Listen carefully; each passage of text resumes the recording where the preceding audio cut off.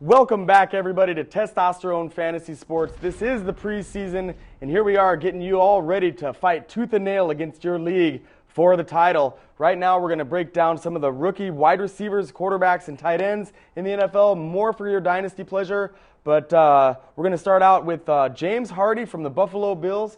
They drafted him in the second round. Big 6'6" guy. Jesse, how do you like this kid? Well, actually, Jeff, when we were taking a look at Hardy's film in preparation for this and looking at him coming into the draft, I definitely thought that he would be the kind of player that could make an impact for the Bills right away. Now, that said, I would certainly have liked to have seen some more from him so far in the preseason. He missed games 2 and 3 due to a hamstring strain, so he only played in that first preseason game, although Trent Edwards has looked really good. It's tough to lean on any rookie wide receiver in fantasy play, but over the long haul, I think Hardy will be very solid there. He's a nice complement to Lee Evans, and therefore, if you land him in your dynasty league, I think that you've got a great player for years to come.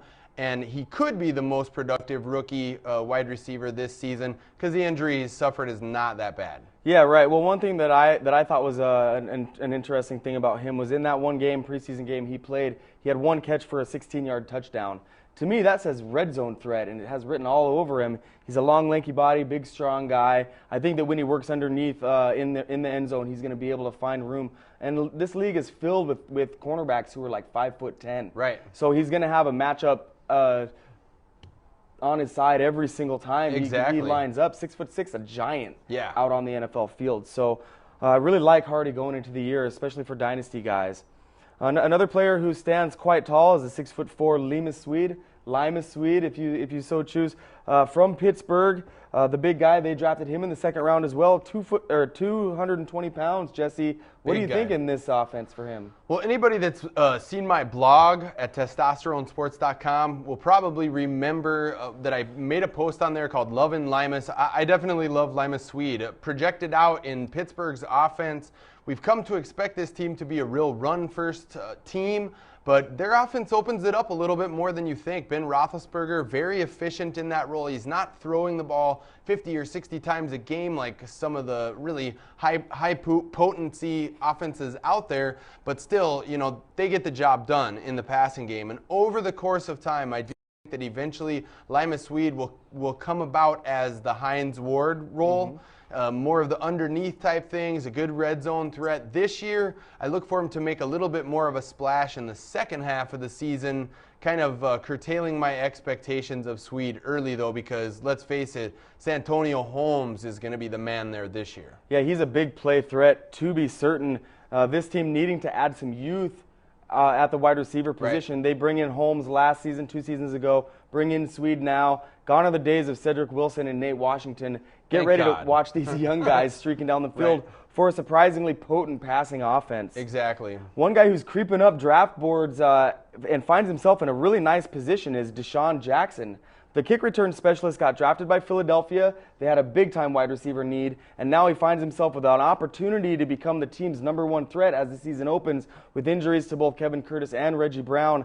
Jesse, how do you like this kid in the offense? Do you think he's got the ability to make some plays? Well, Deshaun Jackson is fast. I mean, if you watched him at the Combine, you know the guy has blazing speed. That's why the Eagles drafted him. Now, when opportunity and preparedness meet, that's where success happens. So looking at what Jackson has done throughout the preseason, his body of work, granted, you know, preseason, his body of work throughout the preseason has been better than that of any other rookie wide receiver. In his third preseason game, he had a punt return that was just electrifying, where he turned on the jets and streaked down the field. He also made some nice grabs with his hands, and if you watch the show regularly, you know I don't like young wide receivers who let the ball get into their body. This guy is a hands-first guy, and he's heady. You know, I mean, this is not an easy offense to pick up, but he seems to be moving in that direction. And as you said, with Kevin Curtis out for 6 or 8 weeks with the hernia problem, I do think that Jackson will have an opportunity, and Donovan McNabb needs somebody to throw the ball to. So Jackson could be a real value guy for fantasy owners right away. At 175 pounds, Jesse, does his size cause you any concern for injuries? Well, I do think that over the course of time that will play a factor in his career. I don't expect that this guy is ever going to be a 90 catch or a 100 catch guy in the NFL. He certainly would need to bulk up significantly to take on that kind of a workload. But one thing that young wide receivers can do efficiently early is get deep. And this guy can get deep. And Donovan has a gun to throw it down the field like that. So I do think he could get behind defenses a couple times early in the season. I mean, their offense is going to be based on Brian Westbrook, but given the other weapons here, I mean, Jackson needs to get the ball in his hands. I think he will. Certainly. The St. Louis Rams, having watched their longtime player Isaac Bruce and his exodus over to division rival 49ers, and with Torrey Holt getting that much older, they go ahead and draft Donnie Avery with their early pick in the second round. Exactly. How do you like him for St. Louis, Jesse? Well, Avery kind of reminds me a little bit of Deshaun Jackson. He's undersized. You know, he's an explosive player in the open field. He's going to have a hard time fighting through cornerbacks that are really jamming him at the line. I do like him projected out over a long period of time. I don't see him making much of an impact this season, specifically not early on this season. It would be really hard to ever think about starting him in a fantasy league just because he's going to be the fourth or fifth option in this offense. He will make some plays as a rookie, but out of this rookie crop, he's definitely one of the guys that I'm kind of taking a hands-off approach. Certainly. I'm not really targeting him in any league. I think this club is going to be run heavy with Steven Jackson this season. Maybe he makes a few long plays, but I'm avoiding Avery. And as most rookie wide receivers go, it will take him a few seasons to really ingratiate himself into the league before he can make an impact. A lot of like some of the other guys we've discussed, including both Devin Thomas and Malcolm Kelly. The Redskins really wanted to reload at wide receiver, and as we saw the wide receivers on draft day fall to the second round, the Redskins were loving life as they were able to nab both Devin Thomas and Malcolm Kelly. Which one of these two guys do you like, Jesse? Well, as we were doing our draft preparation, watching NFL Network and Mike Mayock, we had a chance to meet down at Vikings training camp. Mayock was really high on the kid out of Miami. I mean, he definitely thought that there was that Malcolm Kelly had playmaking ability there, and once Kelly's 40 time came in, it was he ran like a 4.6 or a 4.68, which is really slow for a wide receiver. He started falling down draft boards. So, you know, I'm not sold on him. Devin Thomas is a little bit quicker and I think might have a little bit more opportunity early. But here again, these two guys have combined for one catch through 3 preseason games. So they're not going to do anything for you early on. Santana Moss is still going to be the #1 wideout here all season.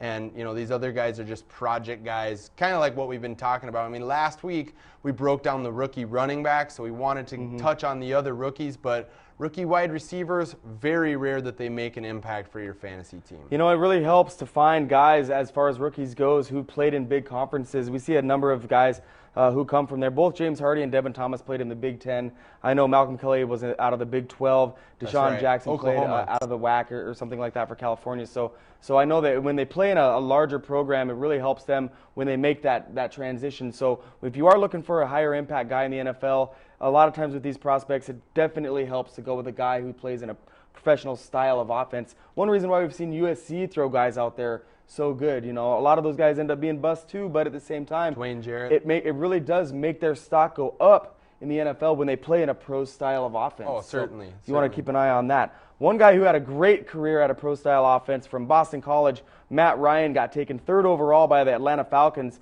Jesse, a team reeling at quarterback from a couple years ago and the fiasco they had with Michael Vick. This team's got a new poster boy.